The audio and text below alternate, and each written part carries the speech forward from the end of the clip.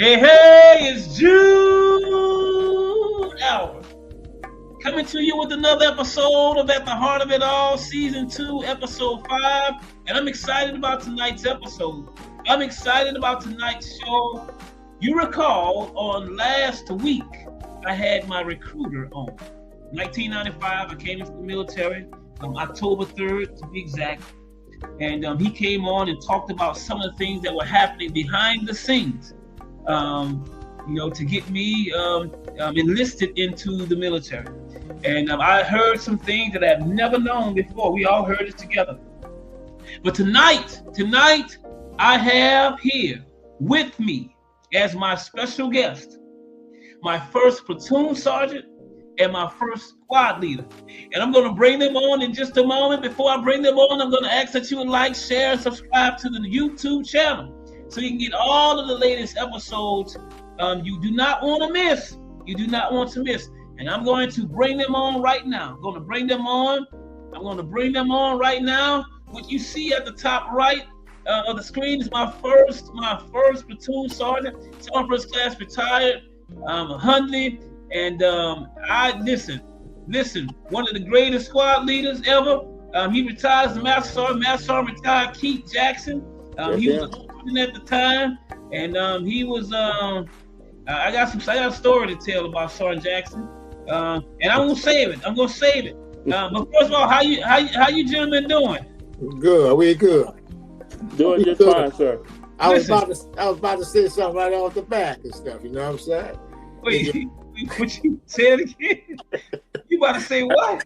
I was about to say something right off the back. Because we started a little late, I was about to say, if you're on time, you're late. Look, he already started. He been retired I don't know how many years, and he still got it, boy. He got it. He came hyped like that. We had to slow him down. Oh my goodness! Listen, let me tell you something. These two gentlemen, I tell you, it's the highest honor. And I've said this before publicly, and I'll say it again here live. It doesn't matter how high up I go in rank, I will never outrank them. On their shoulders, I will always stand. As a matter of fact, the more I continue to serve, I feel like I bring them along with me. And I'm excited serving. I'm excited about what I've been taught and what I've been trained. And that's what this is all about tonight. We're going to just have a conversation. And we're going to rewind the clock back all the way to 1996 when Private Albert came to the 630 at Quartermaster Company. Sergeant Jackson had not yet arrived. I believe Sergeant Hundley was there, but it wasn't long after I got there, Sergeant Jackson arrived. So we're going to start with Sergeant Hundley on tonight, just talking about what life was like. I think they had just gotten back from Desert Storm. Yes, sir. And now showed up. Talk about that a little bit, Sergeant Hundley. Well, it was a unique experience. We came back from pretty much devastation to our lives. The young soldiers came in, and we had been together doing Desert Storm, Desert Shield. Scud missiles, attacks and all of that. So it was kind of bittersweet, thinking about that, but knowing that we got our feet back on Louisiana ground. And my first recollection of you was when we had the family day, and you came in. That's when I really started to notice you coming in, and you was with your family, you was with your father. I didn't even know him. We Church of God in Christ, but I didn't even know we were all in the same church. And then as we got a chance to have conversation, I saw that you had the it factor already. It wasn't like we had to put things in you. You had some things that you came from home with. So all we had to do is refine you as a soldier. And so knowing that you came in already ready to receive, it made that journey that much easier. Well, let me tell you something. I thank you for that, Sergeant Hundley. I think about my dad, and I talked about this a little bit on the last episode of how it is that his equipment in the closet. He had equipment in the closet, and the desire was sparked in me in 6th grade. And my dad, having served in the military, what I did not know was that many of the things that he was doing and instilling in us, it was because of his military experience. So I was more ready for the military before I even joined. I agree. I believe it. I got the basic training. I had phenomenal training, and they taught me everything that I need to know. Now, I did have 4 years of junior ROTC, and so that kind of helped me a little bit. But the point for bringing all that up, that I am not who I am because of myself. Wow. It's because of those who have poured into me, starting with my dad, then going to Sergeant Brown and Lieutenant Colonel Herring in the JROTC program, and then moving on to Fort Knox, Kentucky, and all of my drill sergeants, Drill Sergeant Odell, Drill Sergeant Herbert, Drill Sergeant Malone, pouring into me, showing me what right looks like. And then all of a sudden, as I stated, I showed up to 630 at Quartermaster Company, and I was hard charging. I was ready to rock and roll. You could not stop me. I was motivated. I was pressing forward all the way. And you met somebody, Lord, he come. You met him. Bring him on in there. The one you ran into at basic training, they say you're gonna run into this green trunk and this brown hat, and here he come. Well, I have to tell you. So watch this. So it's quite the unusual thing. Now, here's the thing that I loved about them. Before we get to Sergeant Jackson, but here's the thing that I loved about them. Oftentimes, leaders can see things in soldiers that they cannot see in themselves. Mm-hmm.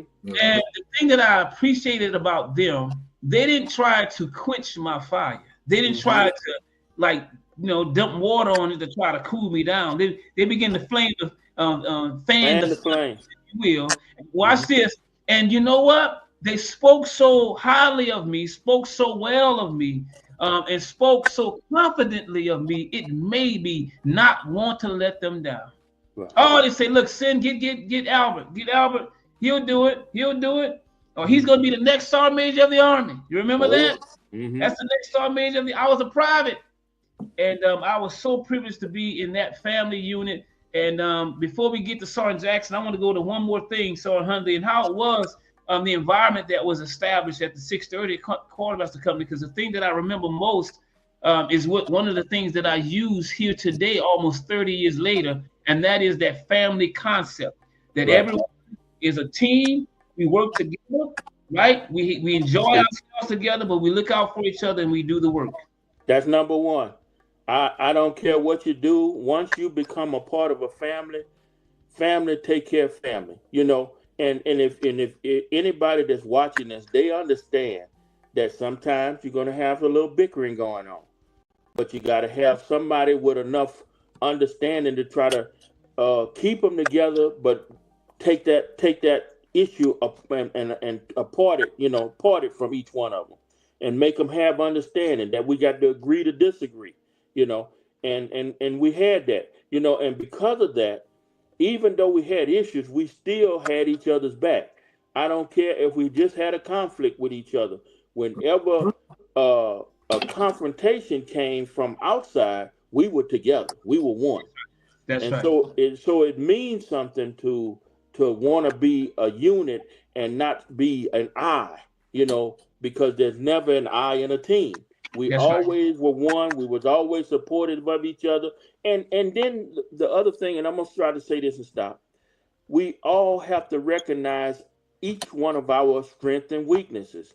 Even me as a first sergeant, I understood I had shortcomings. But whenever you have a shortcoming, you strive to do better, and believe me, you learn from top and you learn from bottom, because the number one thing I always felt good about is when I'm gonna just say Jude Albert. I apologize if I'm not calling you minister, if I'm not calling you by your rank, but I remember whenever you would come in and we would say, okay, now you all just came in. I know we just went to basic. I need you to bring all of us up to speed, so we can know what was the latest, and then we could reflect on what was and see how it has changed, and then move on from there. But we all wanted to be one. That's right. Now watch this. My attention to detail came from my mother. My conviction and passion and intensity came from my dad. Determination, all of that tenacity came from my dad. Now, when I got to my first duty station, And having listened to Sergeant Hundley kind of recall some of the events and some of the things that we did and how we were able to foster that type of environment, I learned from watching him, and we'll get Sergeant Jackson back on, but I learned from watching him how it is that you have to lead with compassion. Mm-hmm. Right, you have to lead with conviction. Right. Back then, they actually held you to the standard. Like if you came in late, they actually sent you home the first half of the day, and you had to come back the second half, holding us to the standard, and what it meant to work together. And you know what? As a leader, understanding how to resolve conflict. Right. That was another thing that I saw that you did very well. And these are my examples. This is the example that I had. Like, see, I started off with a great dad, great mother. I had a great recruiter. I had great drill instructors. I had great annual AIT drill instructors. And then God sends me to the perfect unit where I was able to see an example of what right looks like. And so I had that as an example. And then long came. Oh, my goodness. Now watch this. Hold on. So I'm gonna let Sergeant Hundley bring Sergeant Jackson in because I was a private, so I didn't know very much. I only did what they told me to do. You know, if I had to take out the trash, I'm taking out the trash, whatever it was. Oh, one other thing, Sergeant Hundley, I failed to mention. I knew my job because as a reservist, we pulled out the foot lockers, went through the forms, did the fingerprinting, went to the Connex, pulled out the tents, shook them out, set up tents, took down tents, established a perimeter, all of those things. So as a private, I was very confident in my job because they ensured that we would train. Now, let me get back to Sergeant Jackson. All right. So now I'm there. So Hundley's already there. I'm there. Right. I don't know what's going on. I don't know the timeline. So I'm going to turn it to the person that would know the timeline when my first leader came over. So go ahead, Sergeant Hundley. Well, I'm gonna tell you, I'm gonna be really brief. When Sergeant Jackson came, we had to almost put a leash on him. Sergeant Jackson was running past active duty. We say, hold, Sergeant Jackson. If you mess around and apply that kind of pressure on these soldiers, they going home. They don't make no money. We need them to do the work. So he struggled to hold back, but he still was Sergeant Jackson, you know. And I'm gonna let him go from there because I know he can handle it. Can you see me though? I don't really. Can you see me here? Yes, sir. Okay, now I remember my first formation when I got there. That's what struck me the most when I first got there. I had my first formation. First sergeant dismissed everybody. A platoon sergeant, you know, take over and all that.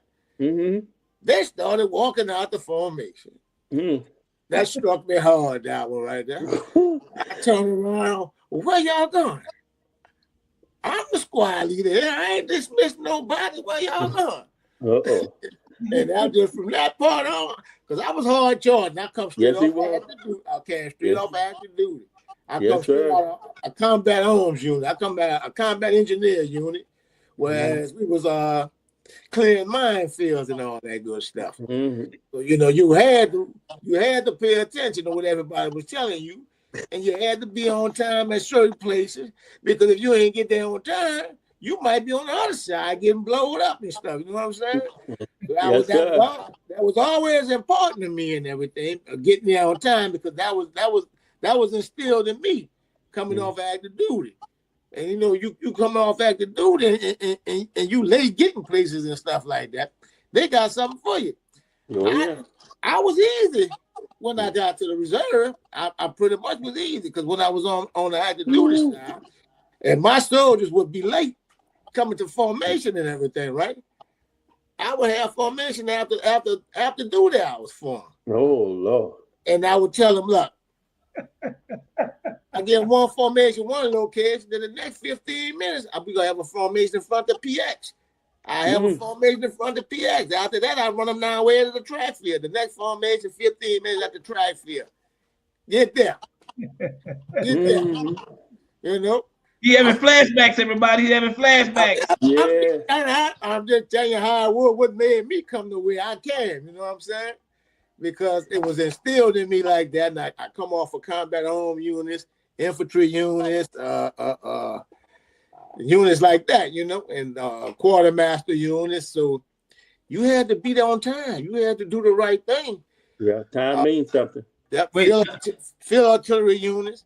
Because if you ain't on time, when the bomb go off, you might be on the wrong side of that bomb. You might be killed by friendly fire. True. Now let me tell you something. Now watch this. You hear Sergeant Jackson talking about time and all of those things, and my soldiers will probably see this on is watching this. They'll see where I get it from. Now watch. When I was a private, Sergeant Jackson came. He was tired. Uniform starched and pressed. He had on the German boots, whatever kind of boots they were. They were shine. He had these I don't know these blouses, these boots. Cuff. Oh, he was the epitome of what it meant to be a soldier. He just looked the part, right? So he's my squad leader. And man, I never forget it. I came in 1 minute late. And I never get it. He pulled out that old Skillcraft pen. DA form 4856. Yes, and he bringing me back now. 1 minute late. I still to this day talk about that. That was in what 1996, 97, somewhere in there. 97. Right? 97? Was it 97? Something like that, yeah. Yeah, something like that. So and I still remember that till this day. And how it is to him as he stressed the importance of being on time. And so, I mean, it always brought me to tears. Actually, I was sitting there and I couldn't believe that I was being counseled for coming in one late, but it changed my life. And, you know, I was talking to the commanders and first sergeants today, gentlemen, and I mentioned to them that people don't remember weak leaders, but they do remember leaders that held them to the standard. Oh, yeah. So I'm able to, and then weakness can't strengthen strength. Right? You can't strengthen. It's like, you know, people use the scripture all the time, iron sharpened iron. Sometimes say that, but they're not iron. They're not iron. Yeah. Some of that metal is weak. Wait, say it again? Some of that metal be weak. That's right. That's right. Now look, now watch this. So having the upbringing that I had, so I came with that conviction, that passion. And so when Sergeant Jackson counseled me for coming in 1 minute late, it didn't crush me because I knew what it felt like to be corrected by my dad. Yeah, you feel some kind of way to start off with, but it didn't make me want to quit. It made me want to rise to the occasion. Now, I want to turn to something real quick.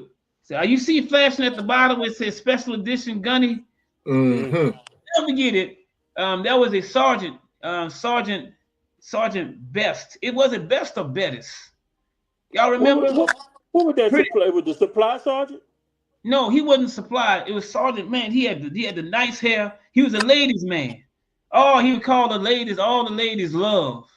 Oh, yeah. Son Best. I know you're talking about. Yes. So I came in, of course, I was starched too, because in basic training, they had us to starch our uniforms when I was in basic training. So, and shine, you had to have spit shine boots. So I got it early. When I showed up to 6:30, I was pressed. Just like Terrence Johns, y'all said, showed up pressed and nice and pressed. And they're talking about, I remember somebody said, look, give him 6 months. He'll be like this person over there. Right. And God bless me to sustain that professional look. But Sergeant Best looked upon me, and he saw me. I told the soldiers today, if you looked in the dictionary, back in the day, if you looked in the dictionary next to gun hole, you see a picture of my face there. Oh, because yeah. I came in there hard charging, and Sergeant Best said, "Man, you don't need to be here." And shout out to the Marine Corps. I wouldn't want to be a Marine. I love the Marines, but I wouldn't want to be a Marine. I love being a soldier, but I appreciate the Marines. But he said, "You're not supposed to be here. You're supposed to be in the Marines." He said, "I'm gonna call you Gunny. We're gonna call you Gunny. That's your nickname." So that's how I got the nickname Gunny, because because of the intensity. So let's talk about that real quick. So let's talk about the pace. When showing up, it's kind of short because I came in.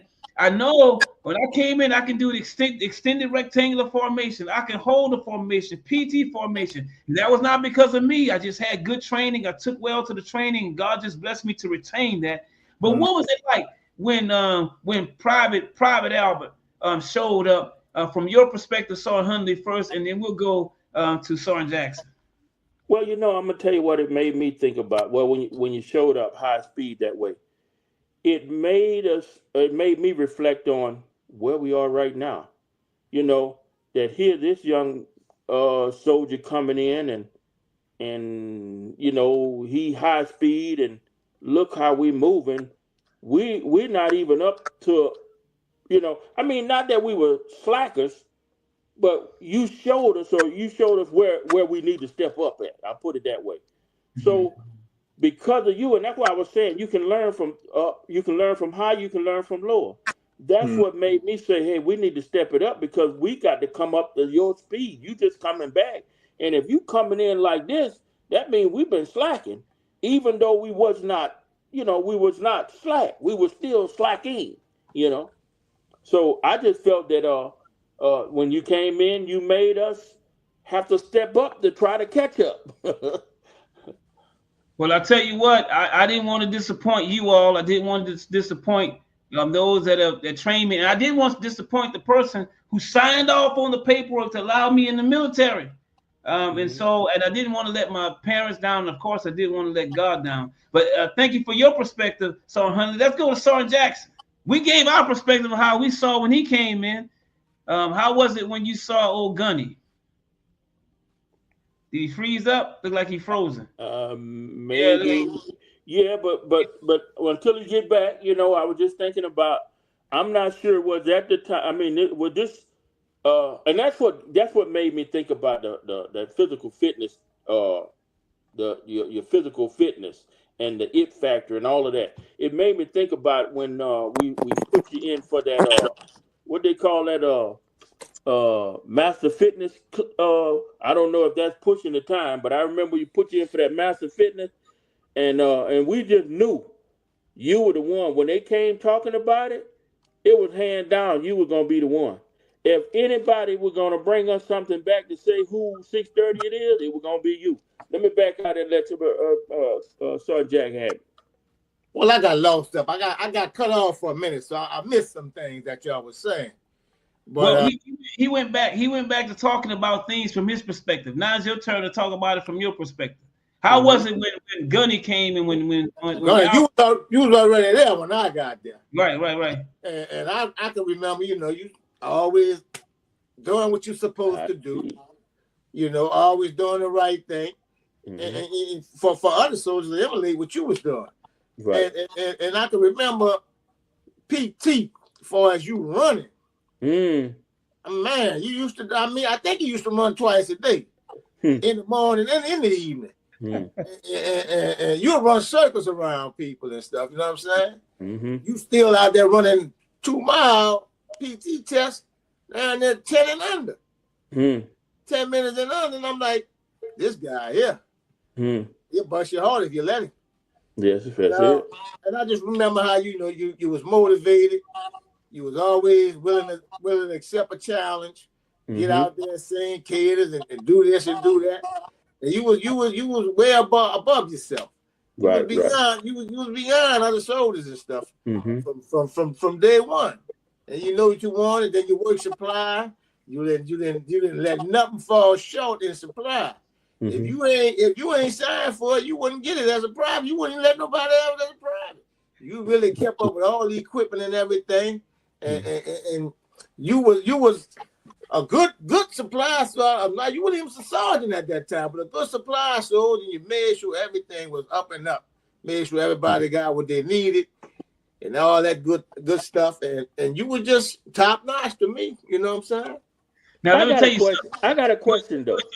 Yeah, I got a question. And it relates to this physical fitness deal. Did you all ever remember us doing the Indian run? Yeah. Run from the back to the front. Back to the front. Anytime somebody drop off, we had to turn it around and go get them. Yeah, right. Yeah. And I believe he was the one, not to drop it off. He was the one all hyped to make the Indian run work.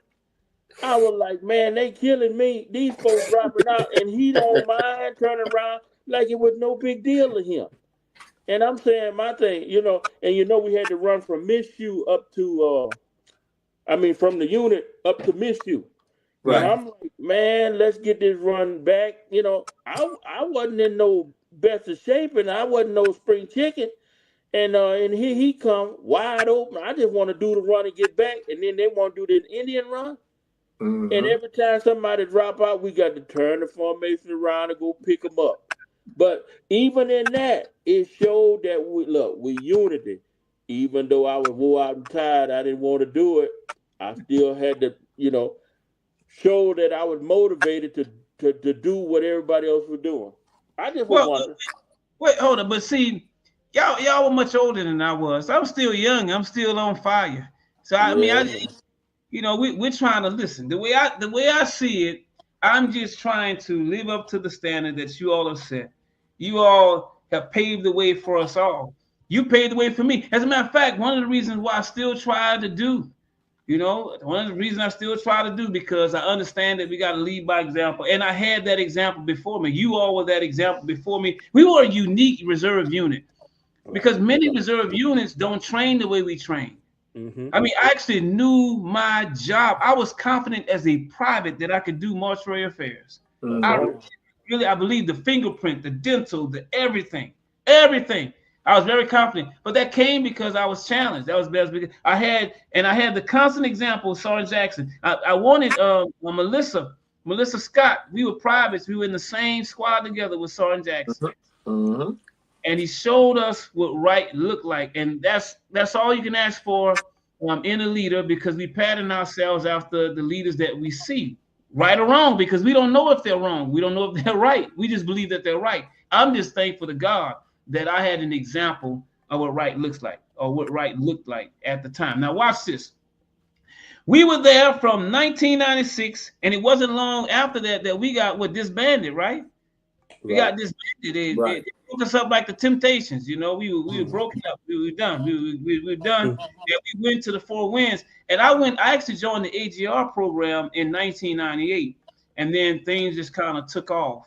And what was unique about it was we left the 630 Quartermaster Company, and I think our unit was shifted over to Puerto Rico, wasn't it? It was sent to Puerto Rico. Puerto Rico got all the mortuary affairs on the reserve side, if I'm not mistaken. Right, I believe so. Yeah. And then 256, I think it is.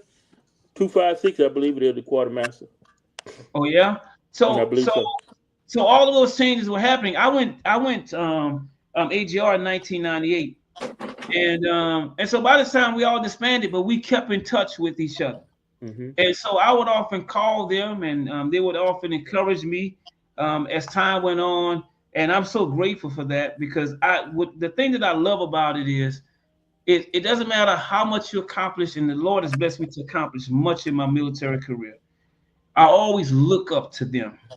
Like I never feel like I'm above them. I'm never. So I had the privilege of, when I got to the 469 Finance Group, so Jackson came, he came to the 469. So I'll bump into him again. Now let me show you something.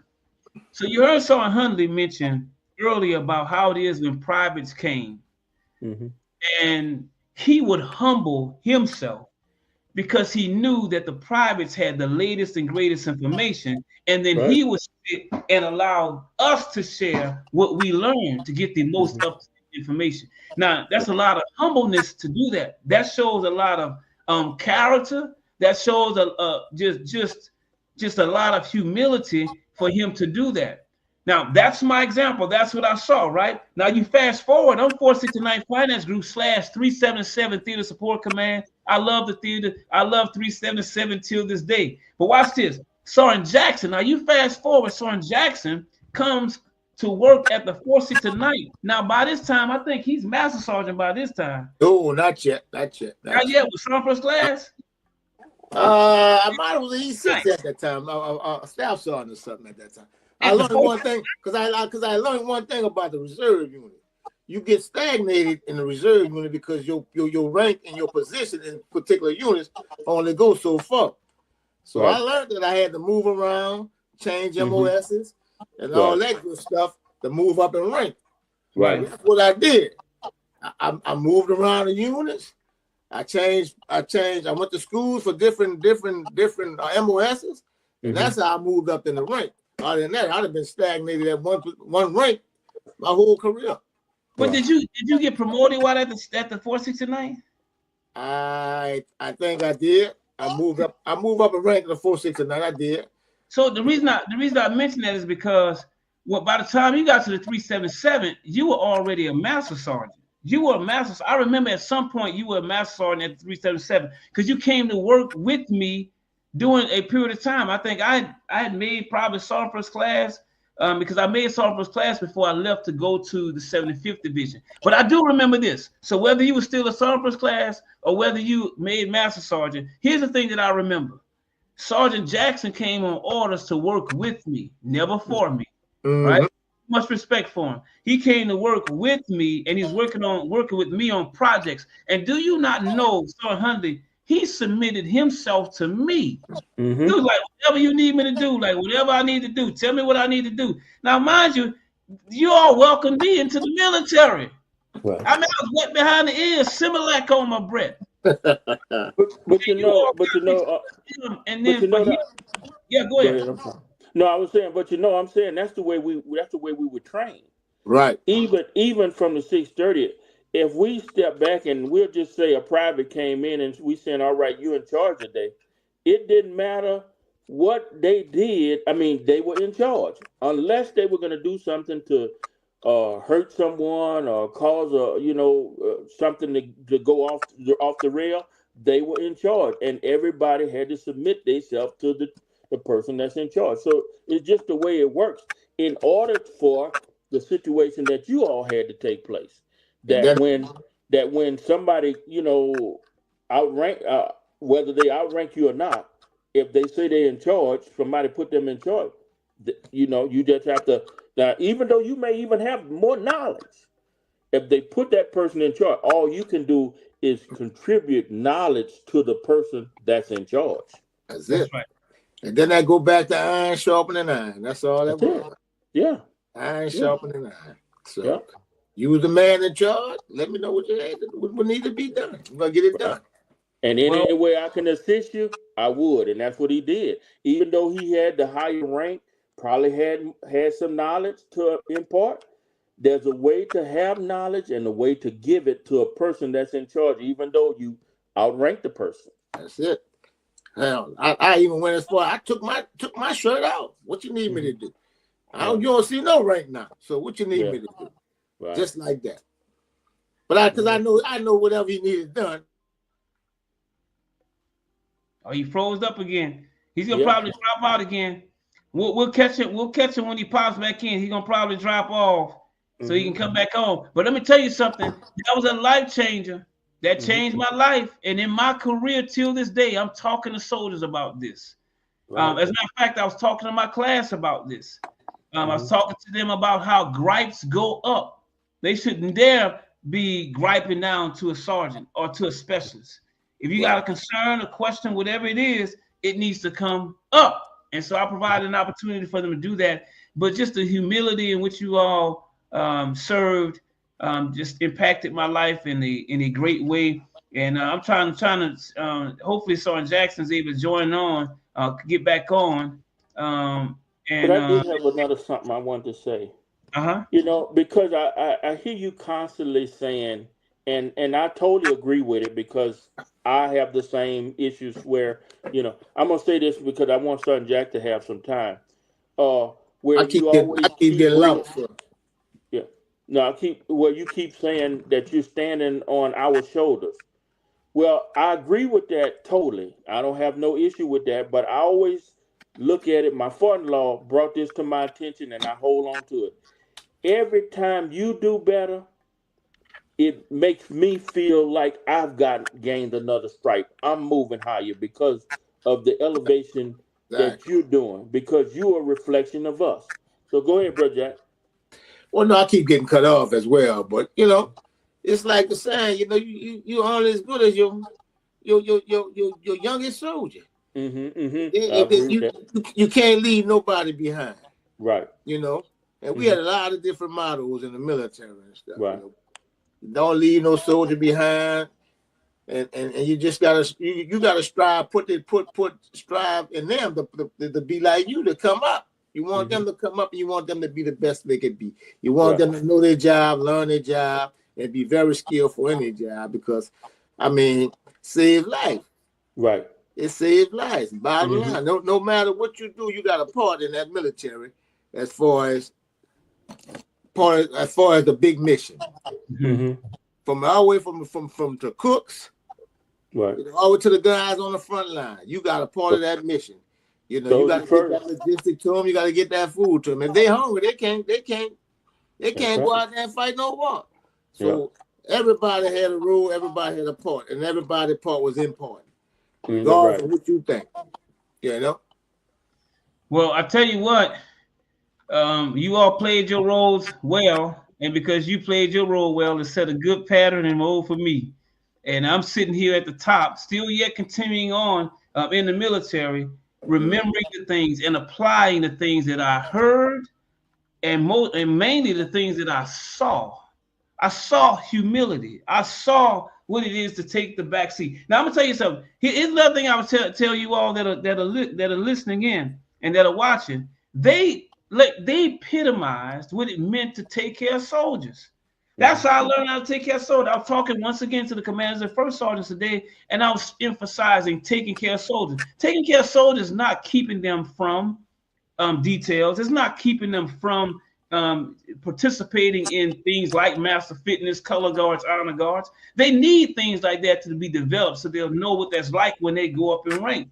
Taking care of soldiers is making sure that they have what they need, making sure that they're trained, right? Making sure that they're fed, making sure that they that things are good with their families. Right. That's what they do for me. When we went on annual training, oh my goodness, I didn't feel like I felt like anytime we went on annual training, did anything, I felt like I was good to go. Because they were looking out for me. They were going to take care of me. If there was something that needed to happen, they were going to make sure that I had it. And listen, I'm telling you, it changed. Not only that, you got to also make sure that they're disciplined. You got to make sure you discipline them and discipline the right way. Right. Because a lot of people, you got to learn from your mistakes. So right. You had to discipline them as well. Some discipline was good, some discipline was bad, but you had to discipline them as well. So that was part of it as well, even though you didn't like sometimes what you had to do as far as discipline them, but you also had to discipline them. But it's going to make you, but like you're saying, it's going to make you better, because my son said something the other day talking about how if parents don't discipline their children, like you're saying, then it makes them feel that they don't care about them. Right. Well, we care enough about you to hold you to the standards, and when you don't meet the standard, really, it's almost like I say, we don't fire you. You fire yourself because you know the rule. We just holding you to the rule, and when you don't follow the rule, then you can read the rule and see where you made a bad step at. And when you understand that, you understand the discipline and you understand the punishment. And because of course, based on the soldier, you're going to apply punishment, but you're going to apply the punishment based on the soldier. You're just not going to throw the book at them, just because somebody messed up. You'll say, no, that's a good soldier. I got the discipline, but I got to know how to apply it, like Bro Jack just said. Oh yeah. Yes, sir. Because you can hurt some people, for a mistake. Right. I don't know if y'all remember Puerto Rico when we had to get out there in the morning, the dust and dawn. And we was late one morning. Cap Moody. Oh Lord. Oh yeah. Cap Moody, Lord. Don't I'm about to flash back now, but go ahead. He had us out there all morning long. But on that perimeter, huh? On that perimeter. Oh yeah. He may have left a lot of y'all go. Oh yeah. He dug in my shit deep that day. Oh yeah. Like I was slipping in, you know what I'm saying? Right. Yeah. So I was disciplined as well. And that made me wake back up. I got to wake back up. Okay. I don't like no captain coming to me telling me what I'm doing wrong. And I feel like as an NCO, I always was told in the military, we train officers. Officers don't train us. So I was I gotta get back on. I gotta get back on my P's and Q's now, because this. But yep, I remember that well. That's right. Still out there right now. I'm still out there in that wet grass. Let me tell you something. So Captain Moody, and I never forget this, and Lieutenant Simpson, when I came to the unit, they were trying to find ways to get me promoted. As a matter of fact, they were trying to talk me into being an officer. They wanted me to get commissioned or something. And I appreciate that, because all of them saw something in me. Wanted me to excel. They were trying to do what it took. As a matter of fact, the person, listen, let's call him his right rank right now, Colonel Moody. He's Colonel now. That's right. They're Colonel. All of them are up in rank. Colonel Moody, has he retired yet? I think so. Yeah, I think. Oh, that's great. He made full bird colonel. I'm not sure about. He had it in him. He made full bird. Yeah, that's amazing. That is amazing. But they all saw something in me. But I remember that mission in Puerto Rico. Man, we worked all day. Oh my goodness, we trained. I mean, we were setting things up. We were establishing the perimeter. We were moving from one place to another. It was just amazing. I remember Byron Beckley, man, and all of those guys. It's like everybody, like you talked about strengths and weaknesses. Everybody was put in position to where they were, their strengths were to the forefront, and it was amazing. Together, right. Listen, and we came together, and I think we trained. I think we were there for 21 days. I can't remember, but I think the last 2 days they finally gave us a break, and we were able to go to San Juan and Ponce and all these and experience Puerto Rico. Sergeant First Class Gomez took me around to the different parts. I think I was specialist by then, if I'm not mistaken. And so I was excited about that. Let me hit on something real quick, gentlemen. I want to go back real fast. When I said specialist just now, reminded me of my dad. So Sergeant Hundley, you mentioned about my parents and my family coming to the family day. I don't know 100%, but it may have been during that time that I was advanced from private first class to specialist. And that was the only time that my dad would witness me going from one rank to the other. That was the only time. And I never forget, my dad told me something that has stuck with me my entire military career. I still think about it today. And he said, Jude, promotions come from God. There were times that I could not. I'm thinking about how I'm getting promoted so fast, because I fast tracked. I mean, I was sergeant first class by the end of my 8th year. I was about to pin on sergeant first class, and I'm like, man, I'm just learning how to be a staff sergeant. I'm not ready for this rank. And somebody said, you're more ready than what you think you are. So I couldn't explain, how I was going so fast, and I couldn't explain why I hit like a wall where I wasn't going anywhere at all. And then I can't even explain why I am where I am. Only thing I can think of is what my dad told me all those many years ago, that Jude, promotions come from God. He puts up one and he takes down another. He does what he wants to do, however he wants to do. Now he does use man within the process, but he's influencing it all. And so I've taken that. So I don't get mad. I don't get upset and say, why are you this and why you didn't get this? And that's your promotion. No, it's not. It was mine, and I would have it. It would be mine, right? I celebrate the person, and I try to do what I can to make sure that they are ready to perform at that rank. So I wanted to kind of highlight that, because I thought about my dad when I mentioned the specialist piece. But as we get to the end of the story, we talked about Puerto Rico. We talked about how it is that we train hard. I think it was during that time that we had the Olympics too, right? Wasn't it? Lord. Oh yeah. Yeah, we had Puerto Rico. Yes, in Puerto Rico. Man, we had a wonderful time out there. That was a great 18. I think that was the last time. That was the last 18. That was in '97. And you showed off too. Because I'm saying, I remember relay races. Man, I remember relay races. I remember some basketball time. of trying to play with y'all, and y'all be like, Sergeant Hundley, I thought we were playing man to man. I said, no, we playing zone. You know, that's when I was burning out. And I said, I thought we were playing full court. No, we playing half court. You know, but you were high speed, man. I'm telling you. No, I remember that. I remember one thing. They had some Puerto Rican guy there. I don't know what his rank was, but that man ran that full track high. I mean, wide open. And let me tell you, you was on him. You was on him for our good for 6:30. Well, let me tell you something. I was blessed. I got my first. So I got my first Army Achievement Medal, AAM.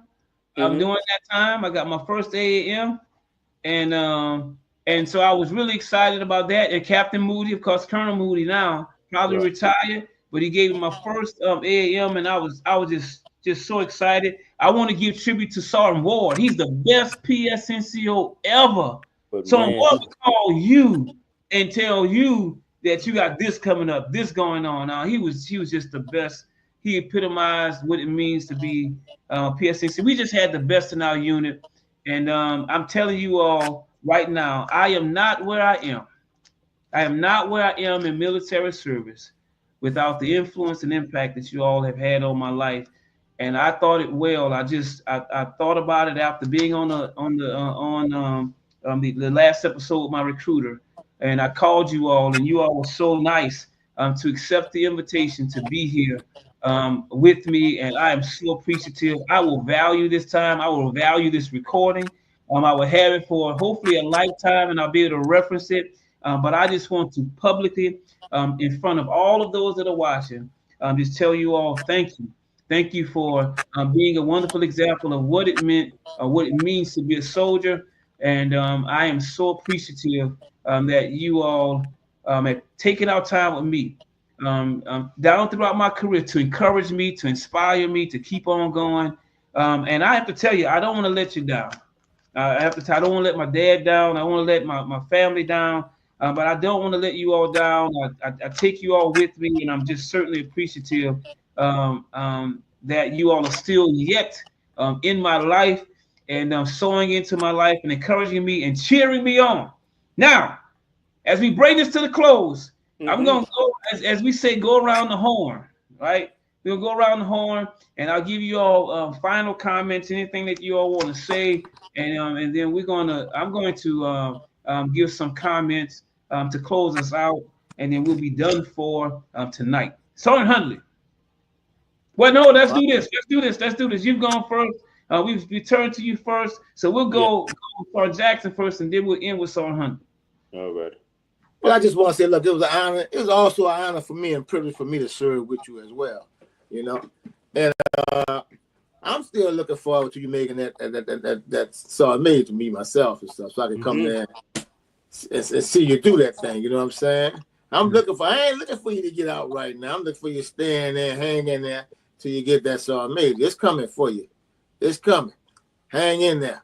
You just say, you know, promotions come from God, so you know it's coming. But if it don't feel like you fell short enough, because you know you served your time, you did it well. You ain't got nothing to look back on, and you ain't got nothing to be sorry about for what you did in the military.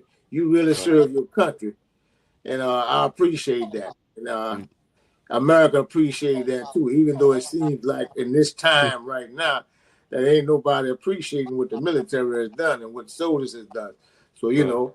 And I hope, you know, you're coming out of retirement, you're retired, but if you're going into civilian life, into job, stuff like that, I hope you'll be successful with that as well, because you're a good person, you're a good soldier, you're overall good family man and everything. So I'm glad you did what you did. I'm glad you had a good career.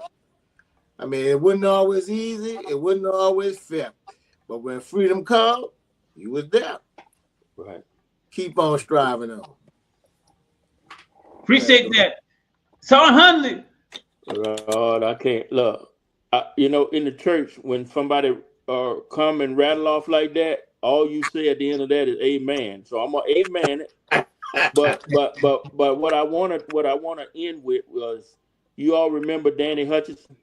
Yeah. Danny Hutchinson. Yeah, he was a combat engineer. Hutch. Yep. Yeah, Hutch. Okay, Hutch. Hutch. Hutch Yeah. came up with our theme was we will be the last to let you down. And I believe that every day you strive to do that, even when you don't think about it, because you done expressed it too many times that everything you do, you don't want to let us down. Mama, daddy, the unit, even though the unit is disbanded. And like I said earlier, whenever you move up, we move up. So I appreciate everything that you have done, will do, and I know, just like your father said. And no, this is one other point I wanted to make. We strive to be good soldiers, but we really don't understand until we get into the word how those two come together. Because it's just like, we striving for promotion, and then we find out in the scripture that promotion comes from the Lord. So even though I'm gonna do all I can do, when he think I need to be elevated, I'll get elevated. So ain't no big deal. Just like Bro Jack just got through saying, I really would love to see you get to be sergeant major because I wanted it so bad. But when you get it, I got it. But if you don't, the Lord knows it wasn't for you. And as a matter of fact, sometimes we got rank on that we don't have on. That's right. Yeah. So I appreciate everything you've done. And I know I'll be hearing from you. You'll be popping in there. And when he start talking about me, Bro Jack, all I'll be doing is sitting there with tears in my eyes because I didn't really realize the stuff that he's saying that I was doing. I was just trying to do my job. And now he doing the same thing. You was actually doing your job. Right. And you don't really look for credit. No. Credit is there, but you don't really look for it. So exactly. Yep. Yes, well, I tell you what, there have been many people to sow into my life, but this night I had a chance to appreciate those who poured or who sowed into my life from the very beginning. And I have to tell you that I'm very excited. I'm very overwhelmed, actually, that you all would take the time. I'm not surprised, but I'm just grateful to God for the opportunity to have you all on. Now, I will tell you all this. I'm coming towards the end of my career. It'll be 30 years come October 3rd, 2025. The Lord has blessed me to have a wonderful career. And if it's the Lord's will, it would be a miracle that I get promoted. But if I don't, I'm just as excited and happy about the career that I've had.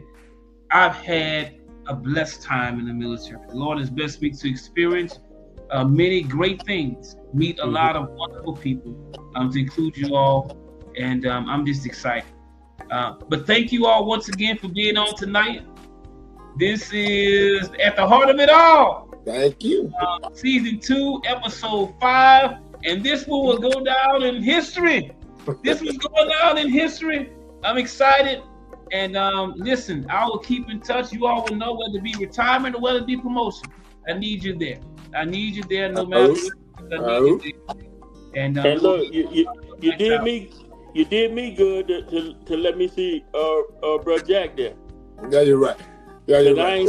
I ain't seen or heard. I get we I got Tommy Robinson. I was able to holler at Bethley. So you get them every now and then. I appreciate it. Right. It's like my long lost children. Yeah, you're right. But I love them all, man. Yeah, you're right. Well, I tell you what, I appreciate you all. Listen, this has been At the Heart of It All, season 2, episode 5. You want to watch this one? You want to see this one? This one's been good. This one blessed me. I'm going back and I'm going to look at this probably over and over and over again. But I'm excited once again. Give it up for Sergeant / retired Hundley and Master retired Keith Jackson for being on tonight. This has been another episode. Tune in next time. Please don't forget. Please remember to like, share, subscribe to the YouTube channel. We'll see you all next time. Thank you all very much for joining in.